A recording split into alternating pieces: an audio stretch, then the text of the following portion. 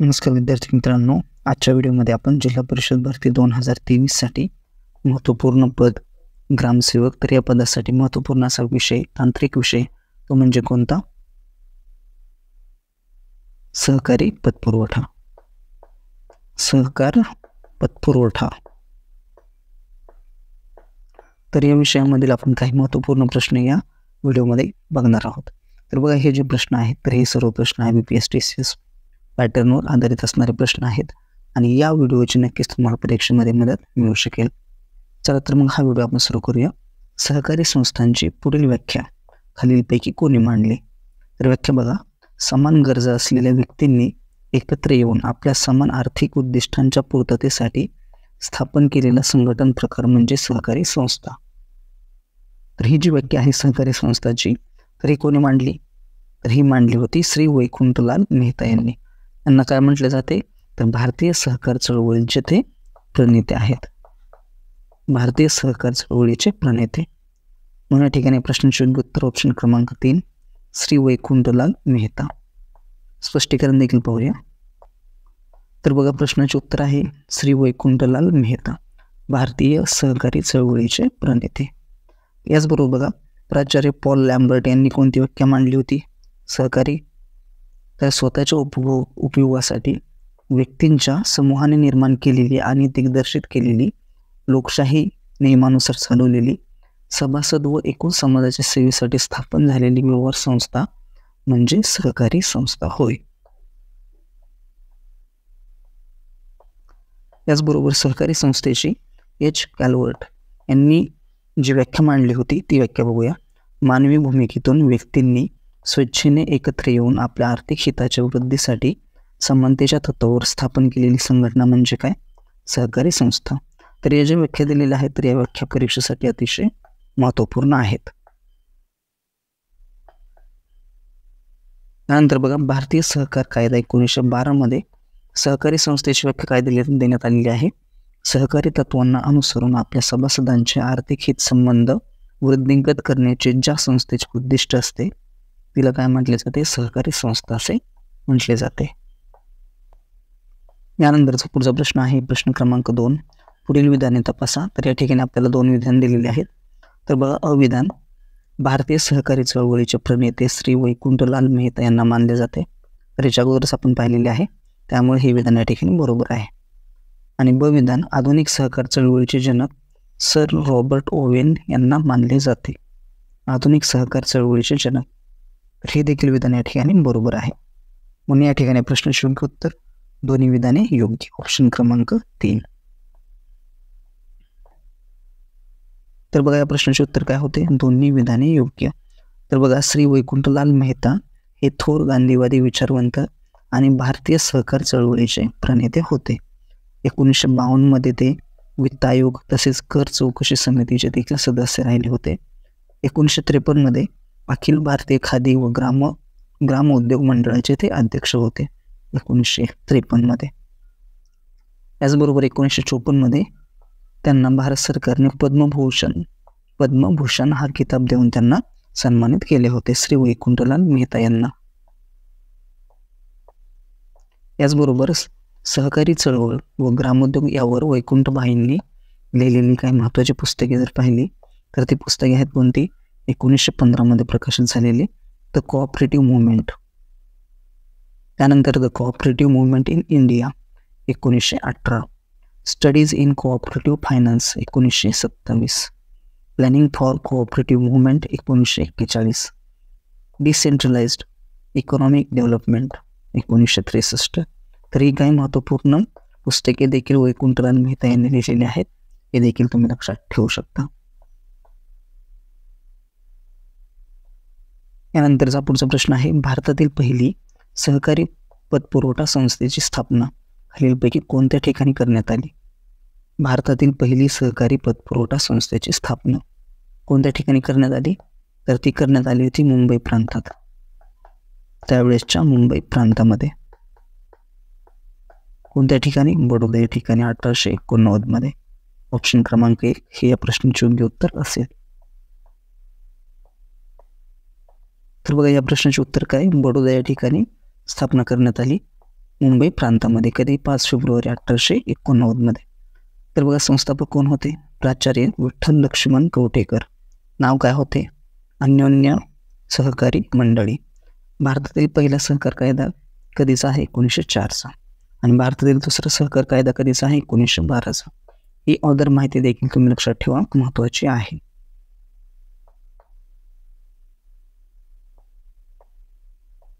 यानंतरचा पुढचा प्रश्न क्रमांक 4. अखिल भारतीय ग्रामीण पतपुरवठा पाहणी समितीची स्थापना कोणत्या वर्षी करण्यात आली? प्रश्न अजून एक वेळेस ऐका. अखिल भारतीय ग्रामीण पतपुरवठा पाहणी समितीची स्थापना कोणत्या वर्षी करण्यात आली? तर कोणत्या वर्षी? 1951 मध्ये. ऑप्शन क्रमांक 2 हे या प्रश्नाचे योग्य उत्तर असेल. एक्सप्लेनेशन पाहूया. तर बघा या ठिकाणी प्रश्नाचे योग्य उत्तर ऑप्शन क्रमांक 2 1951. तर बघा अखिल भारतीय ग्रामीण पतपुरवठा पाहणी समिती स्थापना झाली 1951 मध्ये. अध्यक्ष कोण होते? Doctor A.D. गोरवाला.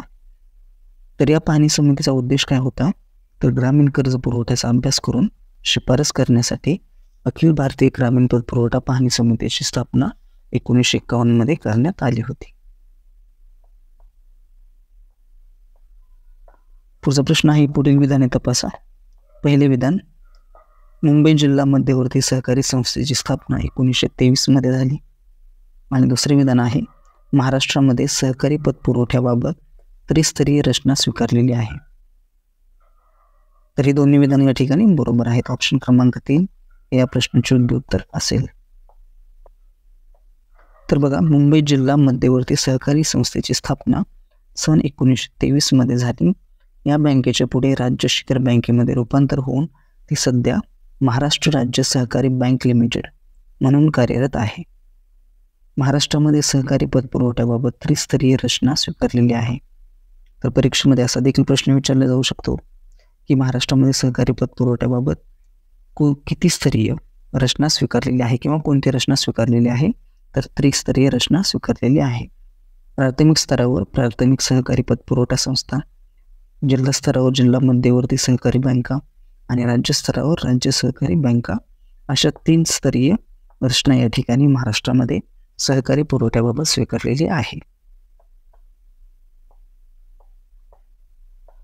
पुढचा प्रश्न आहे प्रश्न क्रमांक 6. सहकारी तत्वावर शेती व्यवसायाच्या विकासासाठी योग्य व वाजवी व्याजदराने पुरेसे कर्ज पुरवठा करणाऱ्या संस्थांना काय म्हणतात? तर प्रश्न अजून एक वेळेस बघा. सहकारी तत्वावर शेती व्यवसायाच्या विकासासाठी योग्य व वाजवी व्याजदराने पुरेसा कर्ज पुरवठा करणाऱ्या संस्थांना खालीलपैकी काय म्हणतात? सहकारी पतपुरवठा संस्था. ऑप्शन क्रमांक 1 सहकारी पतपुरवठा संस्था. तर बघा स्पष्टीकरण. ज्या गावात किंवा खेड्यामध्ये सहकारी पतसंस्था स्थापन केली जाते ते गाव किंवा खेड्यापुरते त्या संस्थेचे कार्यक्षेत्र मर्यादित असते. त्याच गावातील शेतकरी, कारागीर, लहान व्यावसायिक इत्यादी त्या संस्थेचे सभासद असतात. हे देखील या ठिकाणी महत्त्वाचे आहे. सभासदांना बचतीची सवय लावली जाते. सभासदांना बचतीची या ठिकाणी सवय लावली जाते. शेतकरी समस्यांना कमीत कमी व्याजदराने वेळेवर कर्ज पुरवठा करतात. शेतकरी सदस्यांना तर या ठिकाणी सदस्यांना आहे. शेतकरी सदस्यांना कमीत कमी व्याजदराने वेळेवर कर्ज पुरवठा करतात. कृषी क्षेत्राचा शेतकऱ्यांचा आर्थिक विकास घडवून त्यांचे राहणीमान उंचवण्यासाठी प्रयत्नशील असतात. सहकारी पतपुरवठा संस्था प्राथमिक पातळीवर सभासदांची गरज लक्षात घेऊन त्यानुसार कर्ज पुरवठा करतात. संस्थांचा कर्ज व्यवहार प्रत्यक्ष सभासदांची होतो म्हणून त्यांना प्राथमिक सहकारी पतसंस्था असे देखील म्हटले जाते. सहकारी पतपुरवठा संस्था ग्रामीण व शहरी भागात कार्य करतात. सहकारी पतपुरवठा संस्था ग्रामीण आणि शहरी भागामध्ये कार्य करतात. पुढचा प्रश्न, भारतातील पहिला सहकारी साखर कारखाना खालीलपैकी कोणत्या ठिकाणी स्थापन करण्यात आला? कोणत्या ठिकाणी? आंध्र प्रदेश या ठिकाणी. ऑप्शन क्रमांक 2 या प्रश्नाचे योग्य उत्तर असेल. तर बघा भारतातील पहिला सहकारी साखर कारखाना राव बहादूर स्वर्गवासी CVS नरसिंह राजू यांनी 1933 आंध्र प्रदेशमधील इटिकोपक्का येथे स्थापन केला. कोणत्या ठिकाणी? आंध्र प्रदेशमधील इटिकोपक्का या ठिकाणी. कधी? 1933. याचबरोबर महाराष्ट्राविषयी जर आपण माहिती घेतली तर महाराष्ट्रात पहिला सहकारी साखर कारखाना अहमदनगर जिल्ह्यातील प्रवरानगर येथे 1951 श्री विठ्ठलराव विखे पाटील यांच्या प्रयत्नाने सुरू झाला. कोणाच्या प्रयत्नाने? श्री विठ्ठलराव विखे पाटील यांच्या प्रयत्नाने. कधी? 1951. आणि भारतातील पहिला कधी? 1933 आंध्र प्रदेशमधील इटिकोपक्का या ठिकाणी. पुढचा प्रश्न, भारतातील पहिली सहकारी विपणन संस्था मुंबई प्रांतामध्ये खालीलपैकी कोणत्या वर्षी सुरू करण्यात आली? भारतातील पहिली सहकारी विपणन संस्था मुंबई प्रांतामध्ये खालीलपैकी कोणत्या वर्षी सुरू करण्यात आली? 1915. ऑप्शन क्रमांक 2 या प्रश्नाचे योग्य उत्तर असेल 1915. तर बघा, भारतातील पहिली सहकारी विपणन संस्था मुंबई प्रांतातील हुबळी या ठिकाणी 1915 स्थापन करण्यात आली. याचबरोबर भारतातील पहिली सूतगिरणी आंध्र प्रदेशमधील विणकरांनी स्थापन केली होती. पहिली सूतगिरणी आंध्र प्रदेशमधील विणकरांनी स्थापन केली होती. भारतात सन 1917 म्हैसूर राज्यात पहिली कापूस पिंजणी संस्था स्थापन करण्यात आली होती. हे देखील या ठिकाणी महत्त्वाचे आहे. भारतात सन 1917 म्हैसूर राज्यात पहिली कापूस पिंजणी संस्था स्थापन करण्यात आली होती. पुढचा प्रश्न, देशातील नागरी भागातील सहकारी गृहनिर्माण प्रकल्पांना खालीलपैकी कोण कर्ज पुरवठा करते?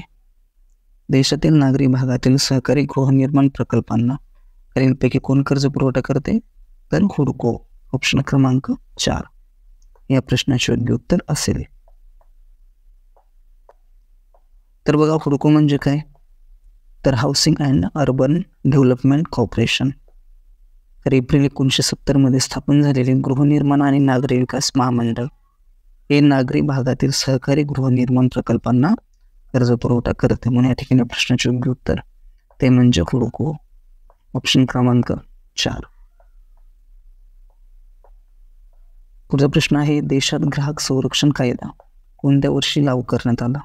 देशामध्ये ग्राहक संरक्षण कायदा कोणत्या वर्षी लागू करण्यात आला? तर कोणत्या वर्षी? 1986. ऑप्शन क्रमांक 2 हे या प्रश्नाचे योग्य उत्तर असेल. भारतात 1986 ग्राहक संरक्षण कायदा लागू करण्यात आला. तर बघा, ग्राहकांच्या हिताचे संरक्षण आणि संवर्धन करण्याच्या हेतूने केंद्र शासनाने 24 डिसेंबर 1986 ग्राहक संरक्षण कायदा अंमलात आणला. कधी? 24 डिसेंबर 1986. यामध्ये ग्राहकांच्या तक्रारीवर त्वरित निर्णय होण्यासाठी हा कायदा अंमलात आणण्यात आला. ग्राहकांच्या तक्रारीवर त्वरित निर्णय होण्यासाठी. यानंतरचा पुढचा प्रश्न आहे, नाफेड या संस्थेविषयी अयोग्य विधान ओळखा. अयोग्य विधान. पहिले विधान आहे, नाफेडची स्थापना 2 ऑक्टोबर 1958 झाली. दुसरे विधान, नाफेडचे मुख्य कार्यालय दिल्ली या ठिकाणी आहे. तिसरे विधान आहे, अंतर्गत व्यापाराबरोबर शेतमालाची निर्यात नाफेड मार्फत केली जाते. आणि चौथे विधान आहे, वरील सर्व विधाने योग्य आहेत. म्हणून बघा, ही तिन्ही विधाने या ठिकाणी योग्य आहेत. म्हणून या प्रश्नाचे उत्तर ऑप्शन क्रमांक ड, सर्व विधाने योग्य आहेत. तर बघा, या प्रश्नाचे उत्तर आहे वरील सर्व विधाने योग्य आहेत. तर बघा, देशातील विविध राज्यातील राज्य खरेदी विक्री किंवा राज्य सहकारी विपणन संस्थांनी राष्ट्रीय पातळीवर एकत्र येऊन स्थापन केलेला संघ म्हणजे नाफेड.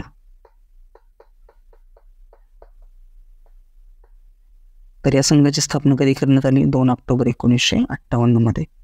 नाफेडचे मुख्य कार्यालय कुठे आहे? तर दिल्ली या ठिकाणी आहे. ही संस्था आंतरराष्ट्रीय व्यापारात देखील भाग घेते. राज्य सहकारी खरेदी विक्री संस्थांचा संघ म्हणून नाफेड कार्य करते. हे देखील तुम्ही लक्षात ठेवा. याचबरोबर राज्यस्तरावरील संस्थांच्या कार्यात समन्वय व सुसूत्रता निर्माण करणे हे नाफेडचे कार्य आहे. आंतरराज्य व आंतरराष्ट्रीय व्यापारात मदत करण्याचे कार्य देखील नाफेड करते. ज्या राज्यात एखाद्या विशिष्ट शेतमालाचे उत्पादन मोठ्या प्रमाणात झाले आहे, अशा राज्यातून शेतमालाची खरेदी नाफेड करत असते, हे देखील या ठिकाणी महत्त्वाचे आहे. तसेच शेतमालाच्या किंमत स्थिरीकरणाचे काम देखील नाफेड ही संस्था करते. शेतमालाच्या किंमत स्थिरीकरणाचे काम कोणती संस्था करते, तर ती करते नाफेड ही संस्था. यानंतरचा पुढचा प्रश्न क्रमांक 12. शेतकरी सहकारी पतपुरवठा संस्थेबद्दल योग्य विधाने ओळखा. योग्य विधाने. अविधान. या संस्था केवळ ग्रामीण भागातील शेती व्यवसायाला कर्ज देतात, म्हणजेच कर्ज पुरवठा करतात. शेती सहकारी पतपुरवठा संस्था. बविधान आहे. भारतात 1950-51 मध्ये शेतकरी पतपुरवठा संस्थांची संख्या 1.15 लाख होती. आणि तिसरे विधान आहे, ग्रामीण भागातील सर्व प्रौढ हे या संस्थेचे सभासद असतात. तर या ठिकाणी ही वरील दोन्ही विधाने बरोबर आहेत, पण क विधान या ठिकाणी चुकीचे आहे. का चुकीचे आहे हे देखील आपण पुढे पाहूया. म्हणून या ठिकाणी प्रश्नाचे योग्य उत्तर आपल्याला विचारलेले आहे योग्य विधाने, म्हणून अ आणि ब म्हणजेच ऑप्शन क्रमांक 1 या प्रश्नाचे योग्य उत्तर असेल. तर बघा स्पष्टीकरण. शेतकरी सहकारी पतपुरवठा संस्था या केवळ ग्रामीण भागातील शेती व्यवसायाला कर्ज पुरवठा करून कृषी उत्पन्नात वाढ घडवून आणण्याच्या उद्देशाने ग्रामीण भागात स्थापन झालेल्या असतात. केवळ ग्रामीण भागात हे या ठिकाणी महत्त्वाचे आहे. शेतकरी हेच या संस्थेचे सभासद असतात. गावातील प्रौढ लोक हे या संस्थेचे सभासद नसतात. म्हणून या ठिकाणी जे क विधान होते तर हे क विधान चुकीचे होते. शेतकरी हेच या संस्थेचे सभासद असतात. शेतकरी सहकारी पतपुरवठा संस्थेचे. तर या ठिकाणी शेती सहकारी पतपुरवठा संस्थांचे 2 प्रकार, ते म्हणजे कोणते? शेती सेवा पतपुरवठा सहकारी संस्था आणि दुसरा म्हणजे मोठ्या आकाराच्या आदिवासी बहुउद्देशीय सहकारी संस्था. यानंतरचा पुढचा प्रश्न क्रमांक 13. नाबार्ड म्हणजेच राष्ट्रीय कृषी व ग्रामीण विकास बँक. तर नाबार्डच्या स्थापनेपूर्वी कृषी पतपुरवठ्याचे कार्य खालीलपैकी कोणती बँक करत होती? तर ती बँक कोणती होती? रिझर्व्ह बँक ऑफ इंडिया म्हणजेच RBI बँक. ऑप्शन क्रमांक 1 या प्रश्नाचे योग्य उत्तर असेल. तर बघा या ठिकाणी आपण RBI विषयी थोडक्यात माहिती घेऊया. संसदेमध्ये 6 मार्च 1934 RBI कायदा 1934 संमत करण्यात आला. कधी? 6 मार्च 1934 मध्ये संसदेमध्ये. त्यानंतर 1 एप्रिल 1935 रिझर्व्ह बँक ऑफ इंडियाची स्थापना करण्यात आली. भारतीय रिझर्व्ह बँकेचे मुख्य कार्यालय कुठे आहे? तर मुंबई या ठिकाणी आहे. रिझर्व्ह बँकेचे कामकाज पाहण्यासाठी 1 पूर्णवेळ गव्हर्नर, 4 डेप्युटी गव्हर्नर आणि 16 सदस्यांचे संचालक मंडळ यांची नेमणूक 1934च्या RBIच्या कायद्यानुसार भारत सरकारकडून 4 वर्षांकरिता केली जाते. किती वर्षांकरिता? 4 वर्षांकरिता. त्यानंतर बघा 1979 मध्ये अखिल भारतीय ग्रामीण पतपुरवठा पुनर्विलोकन समिती श्री B. शिवरामन यांच्या अध्यक्षतेखाली स्थापन करण्यात आली होती. कोणती समिती? अखिल भारतीय ग्रामीण पतपुरवठा पुनर्विलोकन समिती. तर या शिवरामन समितीच्या शिफारशीनुसार नाबार्ड कायदा 1981 मध्ये संसदेमध्ये पास करण्यात आला. 1981.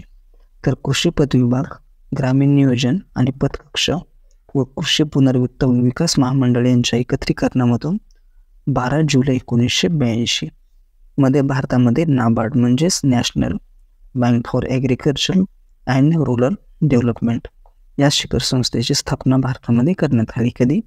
12 जुलै 1982 मध्ये.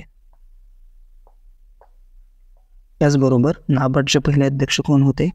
तर ते होते M. कृष्णन. हे देखील या ठिकाणी महत्त्वाचे आहे. नाबार्डचे पहिले अध्यक्ष कोण? M. कृष्णन. तर बघा शिवरामन समितीविषयी थोडक्यात माहिती. RBIने शिवरामन समितीची स्थापना केली होती. श्री B. शिवरामन यांच्या अध्यक्षतेखाली कृषी व ग्रामीण विकासासाठी संस्थात्मक पतव्यवस्थेसाठी आढावा समिती स्थापन केली. स्थापना वर्ष कधी? 1979 मध्ये. अहवाल सादर कधी करण्यात आला? 1981 मध्ये. शिवरामन समितीचे शिफारस स्वीकारून नाबार्ड 1982 मध्ये संमत केला नाबार्ड कायदा आणि त्यानुसार नाबार्डची स्थापना 2 जुलै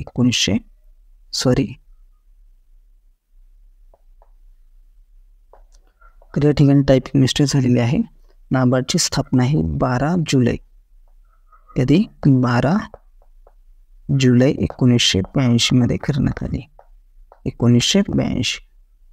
तर या ठिकाणी आहे 12 जुलै 1982 मध्ये नाबार्डची स्थापना करण्यात आली.